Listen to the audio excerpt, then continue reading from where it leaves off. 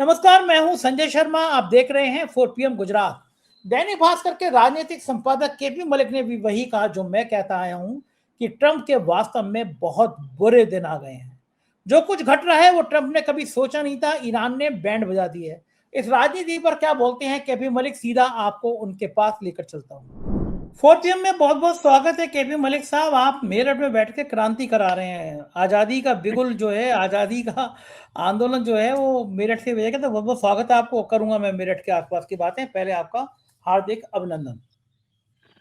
धन्यवाद संजय जी, आपका बहुत बहुत धन्यवाद। और आपको तो जानकारी है ही कि क्रांति तो हमेशा मेरठ से ही शुरू होती है, चाहे वो अंग्रेजों की विदाई हो। और जब भी मोदी जी जाते हैं उत्तर प्रदेश में इलेक्शन होता है तो पहली रैली हमेशा मेरठ से होती है। आपने 2024 में भी देखा, 17 में भी देखा, 19 में भी देखा, 14 में भी देखा, मोदी जी की उत्तर प्रदेश में पहली रैली मेरठ होती है।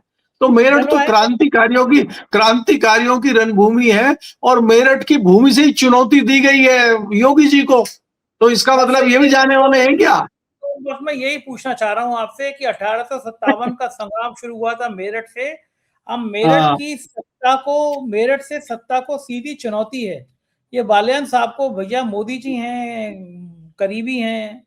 बालियान साहब ऐसा दावा करते हैं। ये बात अलग है कि चुनाव हार गए थे वो एक बहुत चर्चित क्लब का, लेकिन वो सीधे सीधे योगी जी को चुनौती दे रहे हैं। संजीव बालियान की इतनी हैसियत हो गई है कि वो सीधे सीधे योगी जी को चुनौती दे रहे हैं।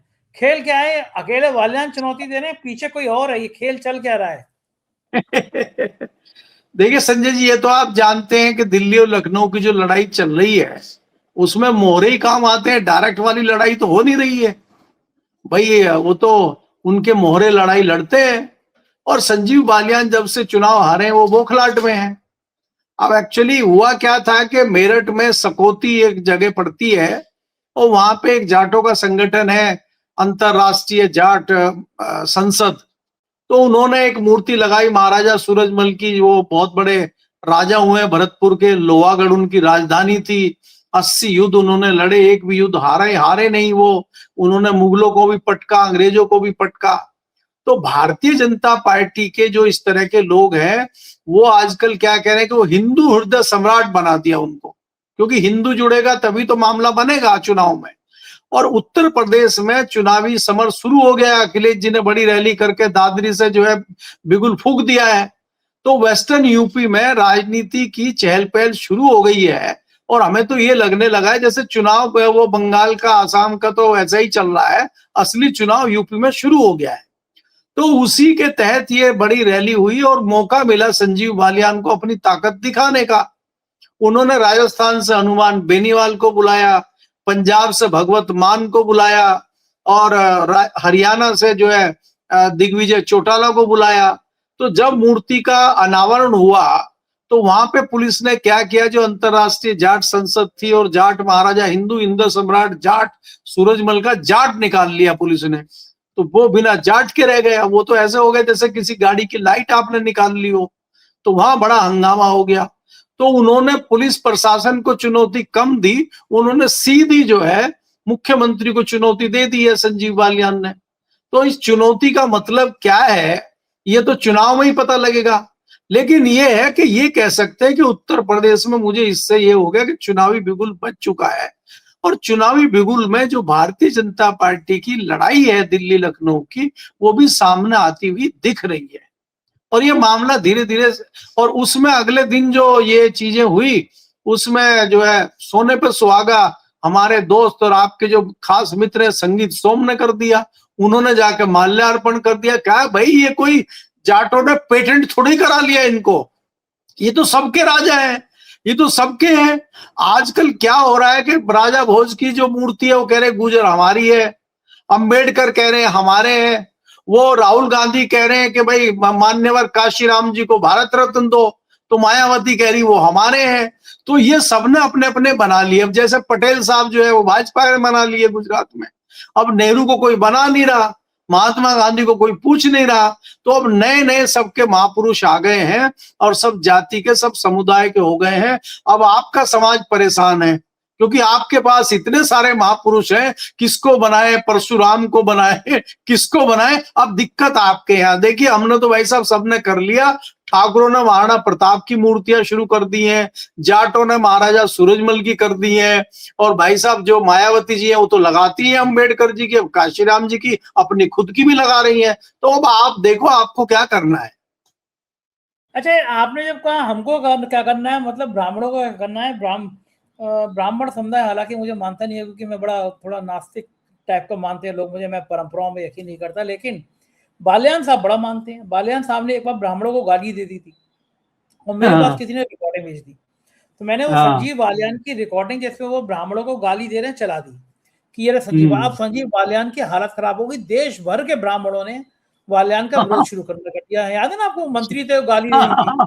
फिर जी बालियान जी ने जी प्रेस जी। कॉन्फ्रेंस करी, प्रेस कॉन्फ्रेंस करके मुझ पे आरोप लगाए कि साहब ये तो बीजेपी के विरोधी हैं, सत्ता विरोधी हैं, और झूठा मेरे को ऐसे प्रचारित किया, मैं ब्राह्मणों का बड़ा सम्मान करता हूं। तो मैंने फिर वीडियो बनाया, मैं कहा बालियान साहब, अगर ये आपकी आवाज नहीं है, अगर ये आपकी रिकॉर्डिंग नहीं है जिसमें आप ब्राह्मणों को गाली दे रहे हैं, तो आप मेरे ऊपर एफआईआर करा दीजिए, आपकी रिकॉर्डिंग चली जाएगी कोर्ट में, फॉरेंसिक जांच हो जाएगी, लेकिन अगर प्रूफ हो गया ये आवाज आप ही की है, तो ब्राह्मण छोड़ेगा नहीं फिर आपको, मतलब फिर युद्ध ही छेड़ेगा फिर आपको, ऐसे गाली दे रहे हो।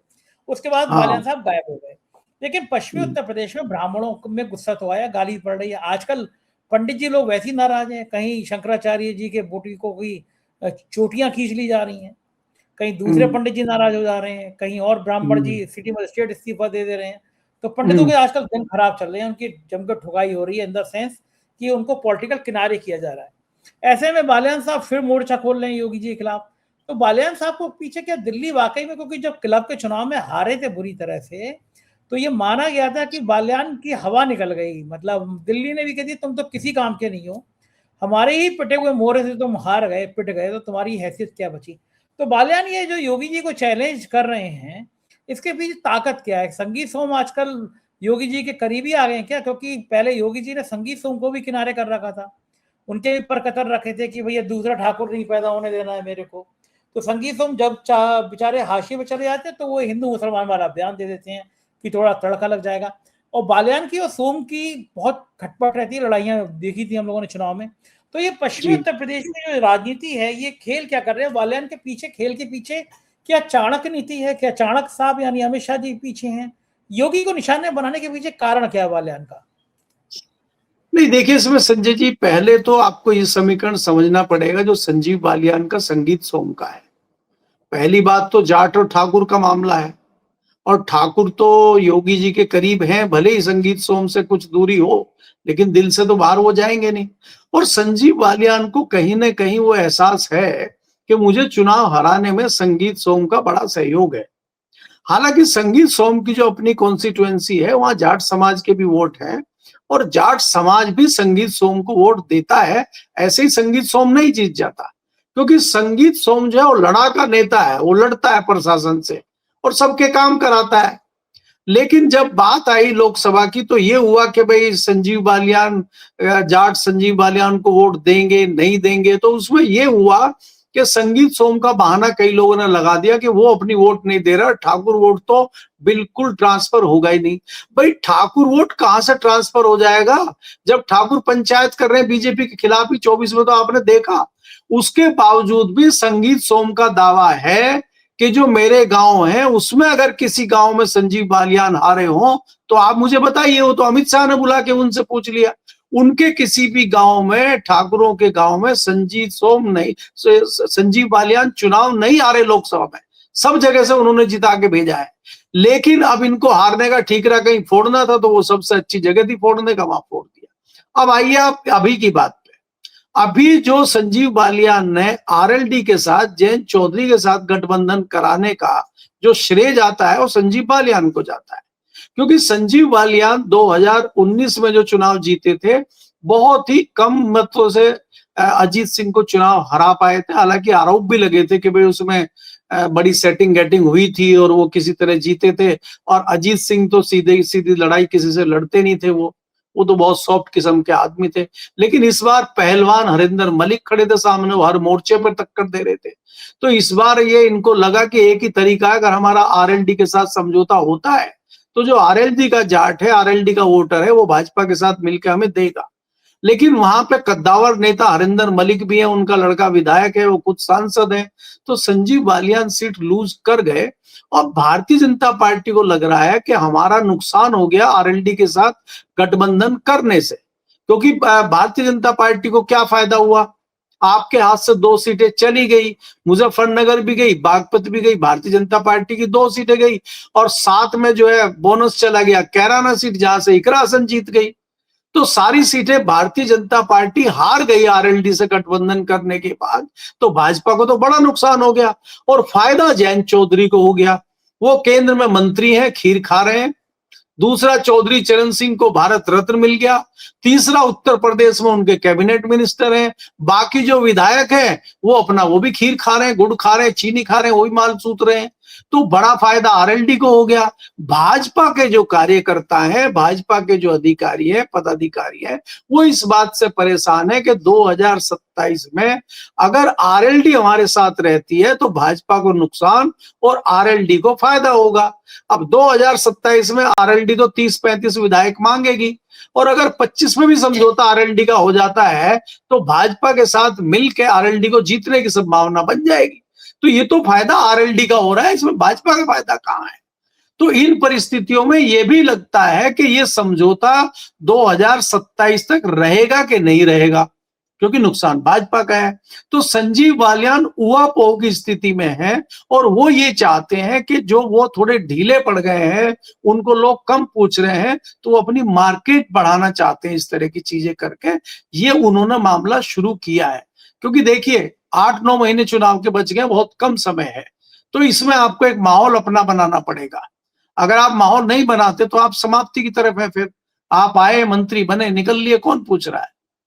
जी बिल्कुल ठीक कह रहे हैं। उधर उत्तर प्रदेश में समीकरण बड़े गड़बड़ चल रहे हैं। एक आईएएस ने इस्तीफा दे दिया नौकरी से। काफी बड़ा भ्रष्टाचार का कुछ मामला भी खोला था उन्होंने।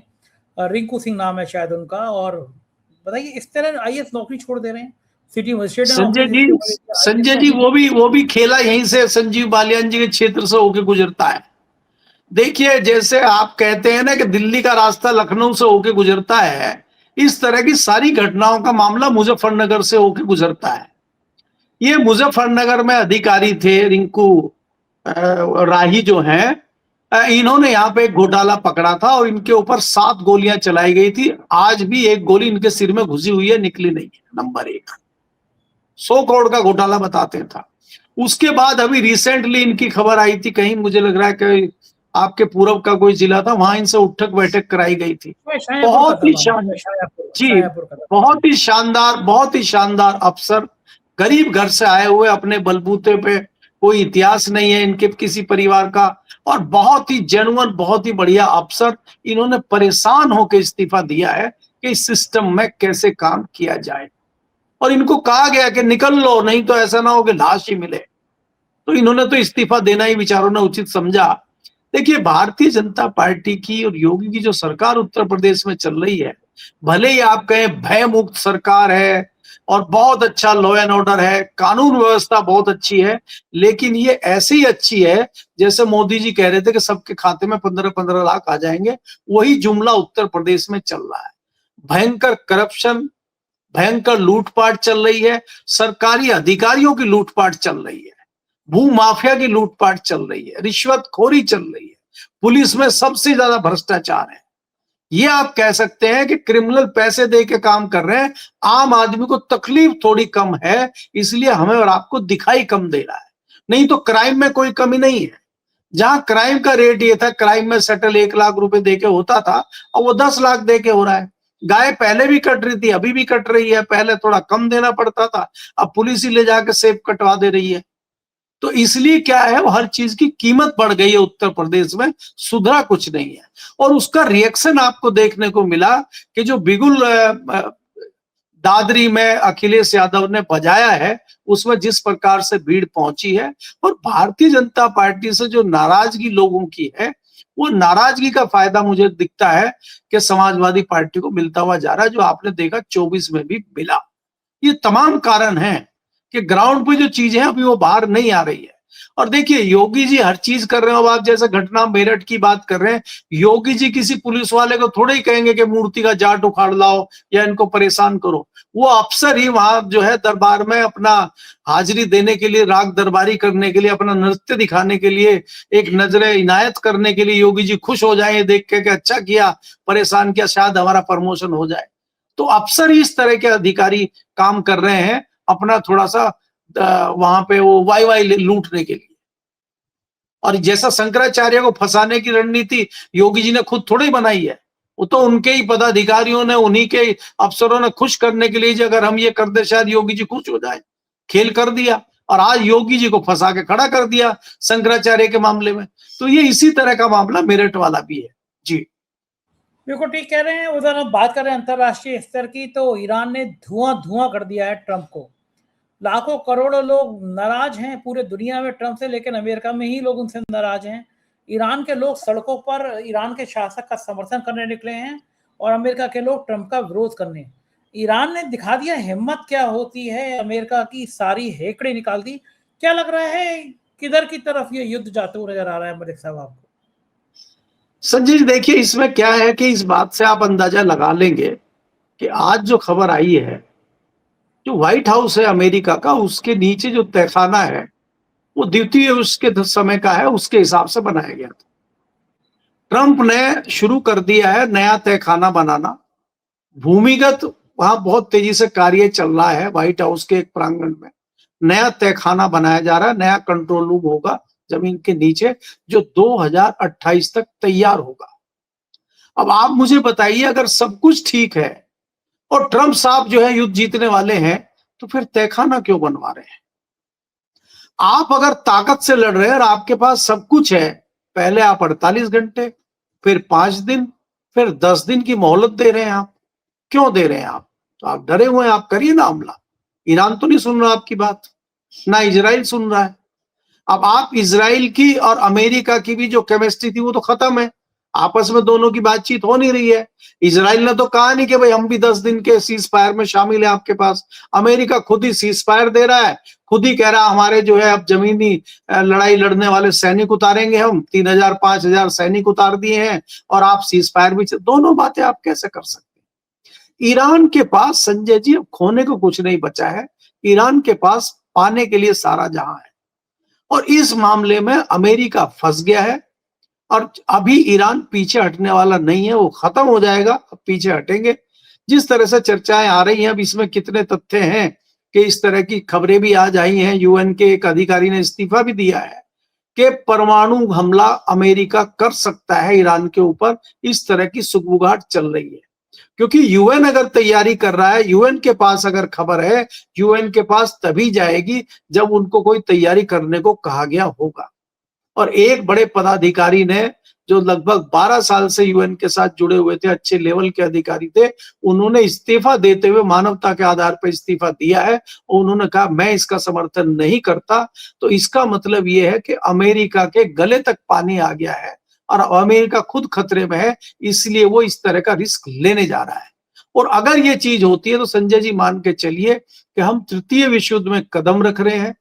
उसकी मैंने 2 तस्दीक आपको करी है कि व्हाइट हाउस के नीचे आप तहखाना बनवा रहे हैं और आप इस तरह का अगर सोच रहे हैं परमाणु हमला करने का मतलब कि इसके कितने घातक परिणाम होंगे। और उसमें हमें फिर ये समझना चाहिए जो बाकी देश की हालत खराब होगी और भारत किस मोड़ पे खड़ा रहेगा, ये भी आपको सोचने की जरूरत है। क्योंकि भारत में परिस्थितियां धीरे धीरे बिगड़नी शुरू हो गई है। भले ही सरकार कितना भी कहती रहे गैस की कोई प्रॉब्लम नहीं है, तेल की कोई प्रॉब्लम नहीं है, जो ग्रामीण क्षेत्र है वहां गैस की प्रॉब्लम होनी शुरू हो गई है। शहरों में सप्लाई थोड़ी है, जहां पाइपलाइन की सप्लाई है या जहां गैस के सिलेंडर भी है वहां थोड़ी ठीक है। दिल्ली में अभी हमें कोई दिक्कत दिखाई नहीं दे रही है, लेकिन जो रूरल एरिया है, दिल्ली का भी रूरल एरिया है, या जो ब्लैक में छोटे मोटे अपने सिलेंडर खरीदते थे उनको नहीं मिल रहा है। तो ये शुरुआत तो हो गई है और ये युद्ध अब इतनी जल्दी खत्म होता हमें नहीं लग रहा है कि जल्दी युद्ध खत्म हो जाएगा, क्योंकि उसके गले में छुचुंदर फंस गई है अमेरिका के, उसका मजबूरी है लड़ना। और इजराइल बीच में तमाशा देख रहा है, ईरान को बर्बाद हो चाहे कुछ हो, क्योंकि ईरान को पीछे हटना, पीछे हटेगा वैसे मर जाएगा, तो इसलिए आगे लड़के ही मरा जाए। दूसरी चीज क्या है कि ईरान को ताकत देने के लिए लगातार ऑक्सीजन चाइना से मिल रहा है, तो जब तक उसको इधर से भी ऑक्सीजन मिलता रहेगा तो वो लड़ाई लड़ता रहेगा।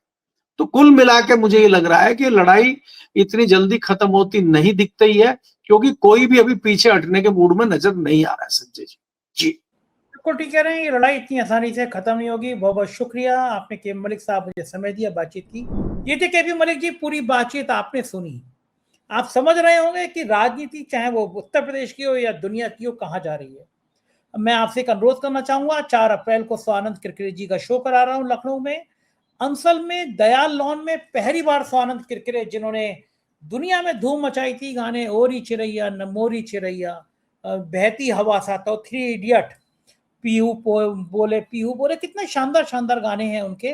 तो जरूर बुक माई शो पे जाइए, टिकट बुक कराइए। ये शो अद्भुत होगा, लखनऊ के लोगों का होगा। टिकट कम बचे हैं, आज ही बुक माई शो पे कराइएगा टिकट और मुझे बताइएगा।